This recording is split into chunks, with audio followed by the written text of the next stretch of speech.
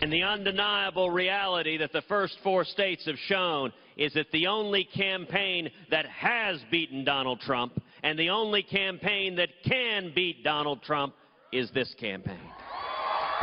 Senator Ted Cruz from late last night going after the frontrunner there. He says he's the only alternative to Trump.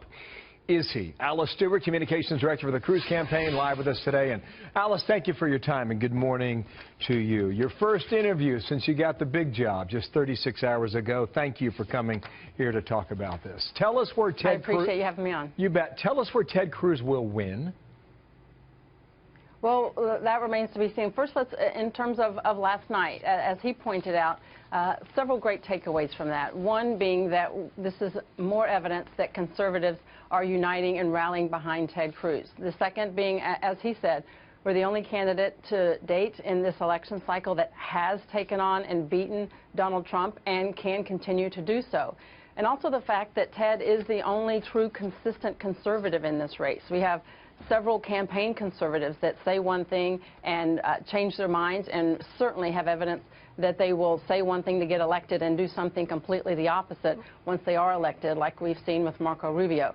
However, Ted Cruz campaigns as a consistent conservative, someone who will fight to protect and defend the Constitution. He's done so as senator. Just want to interject. You're in Houston, Texas, his home state. Can you say whether or not he'll win Texas a week from yesterday? We're feeling really good about the chances here in Texas, and we're going to have a phenomenal boost this afternoon when we have the official endorsement of Governor Greg Abbott, and we're excited about that.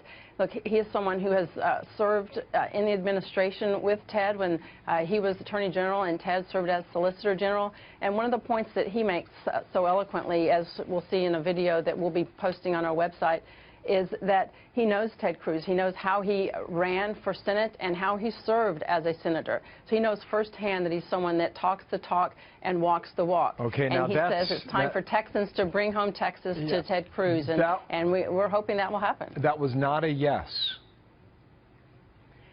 A lot will happen. We're expecting a lot of great numbers to come in next Tuesday night.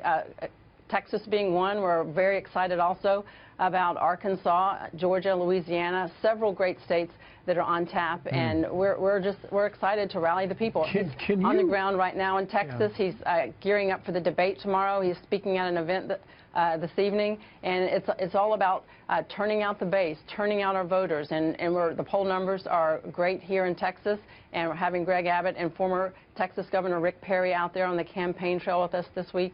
Will be quite encouraging, and certainly rallying conservatives in the Lone Star State. Don't mean to interrupt again. I just want to move through a couple of quick things in the 2 minutes we have left here. First in Iowa, third in South Carolina, third now in Nevada. Why is he losing evangelicals? That was expected to be his. That was expected to be his target zone.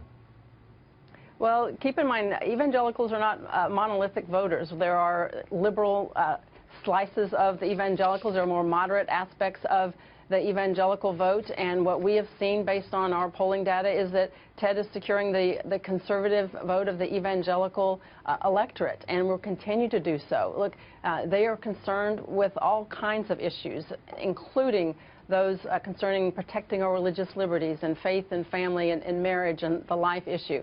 But there are, as with all faiths, there are different facets of it, and we have evidence and polling that indicates that Ted has rallied the conservative aspect of the electorate, evangelicals, and will continue to do so. One last question here. What did the firing of Rick Tyler 2 days ago, what did that do to the campaign? How much of a distraction has the events of the past week been?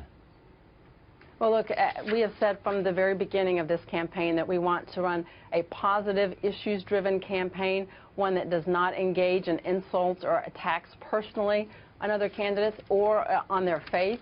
And when a situation arose, Ted took swift and decisive action so we can put that behind us and move on. That's exactly what he's doing. He has been out in Nevada all this week talking to the people there about the issues that they're concerned with, and we're moving full speed ahead through all the states that we have on Super Tuesday, and we're looking forward to it. You got it. He said last night a week from today is the most important night of this campaign. He's probably right about that next Tuesday. Thank you, Alice Stewart, Communications Director there for Ted Cruz in Houston.